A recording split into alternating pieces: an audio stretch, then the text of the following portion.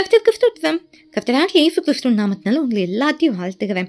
இந்த வாரம் நம்ம பார்க்க போகிற தலைப்பு என்ன தெரியுமா? நமக்கு விரோதமாக இருக்கிற அலங்கங்கள் விழுகும் இயேசுவின் நாமத்தினால். எவ்வளோ நல்லா இருக்குல்ல? அலங்கம்னாலே உங்கள் எல்லாருக்கும் தெரிஞ்சிருக்கோம் இல்லையா? ஆமாம், இன்றைக்கி நம்ம எரிகோ கோட்டையை பற்றி தான் தியானிக்க போகிறோம்.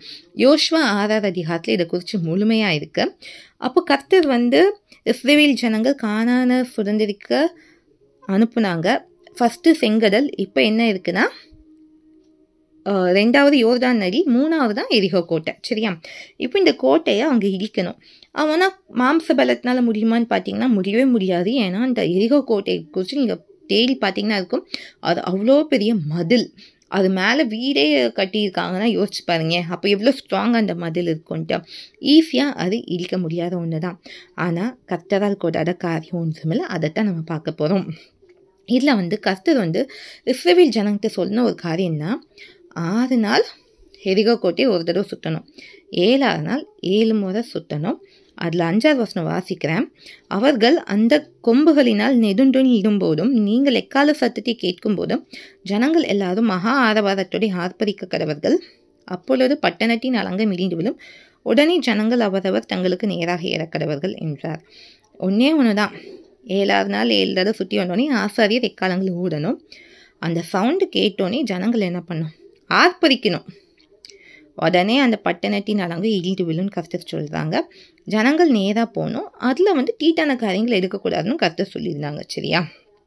இன்றைக்கும் உங்கள் வாழ்க்கையில், நம்ம வாழ்க்கையில் எந்த பெரிய அலங்கம் எரிகோ கோட்டை இருந்தாலும் சரி, அது நம்மளை தடுக்க முடியாது. நம்ம ஆசீர்வாதத்தை பெற்றுக்கொள்ளும்படிக்கு.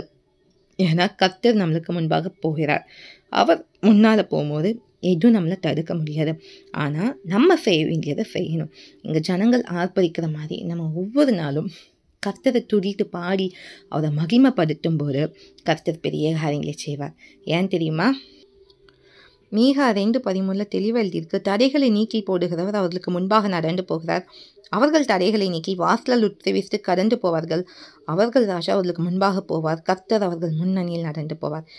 கர்த்தர் சொல்கிறாரு, நான் உங்கள் முன்பாக போகிறேன். கர்த்தர் தடை நீக்கி போட்டுருவார். நம்ம என்ன பண்ண, அவருக்கு பின்னால் சென்று நம்மளுக்கு வைத்திருக்கிற ஆசங்களை பெற்று சுதந்திரித்துக் கொள்ளலாம். அவருக்கு நம்ம வாழ்க்கையில் முதலிடம் கொடுக்கும்போது கர்த்தர் எல்லாவற்றையும் பார்த்துக்கொள்வார். உங்கள் வாழ்க்கையில் அவர் வைத்திருக்கிற ஆசீர்வாதத்தை யாராலும் தடுக்க முடியாது. யோபு 42:2 யோபா தான் சொல்கிறாங்க, தேவரீர் நீ சகலத்தையும் செய்வல்லவா, நீ செய்ய நின்ற காரியங்கள் தடைப்படாது. கர்த்தர் செய்ய நின்ற காரியங்கள் தடைப்படாது. தடைகளையும் உடைச்சு போடுவார். உங்களை ஆசீர்வாதத்தை சுதந்திரிக்க வைப்பார். நீங்கள் கர்த்தரை பாடுங்க, துடிங்க, அவர் என்ன சொல்கிறாரோ செய்யுங்க, அற்புதம் காண்பீங்க. ஜெபம்லாமா?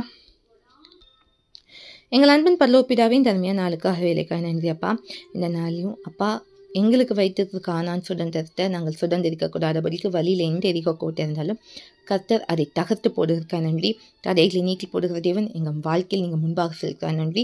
நாங்கள் தடைகளை நீக்கி அதை சுதந்திரிக்க நீர் எங்களுக்கு உதவிச்சிருக்கா நன்றி தாப்பனே.